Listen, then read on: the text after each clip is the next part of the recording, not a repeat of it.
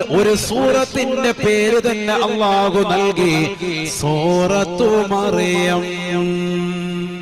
മറിയം എന്ന പേരിൽ ഒരു സൂറത്ത് റളിയല്ലാഹു അൻഹ. അല്ലാഹു അവരുടെ ദറജ ഉയർത്തട്ടെ. ഈസാ നബിയുടെ ഉമ്മയാണ് മറിയം ബീബി റളിയല്ലാഹു അൻഹ.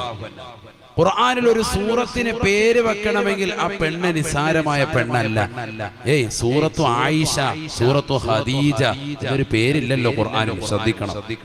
സൂറത്തു മറിയം ഇതൊരു സാധാരണ പെണ്ണല്ല, ഒരു പഠിക്കൽ നിർബന്ധമാണ്. അതുകൊണ്ടാണ് അങ്ങനെ ഒരു സൂക്തം തന്നെ അല്ലാഹു വെച്ചിരിക്കുന്നത്.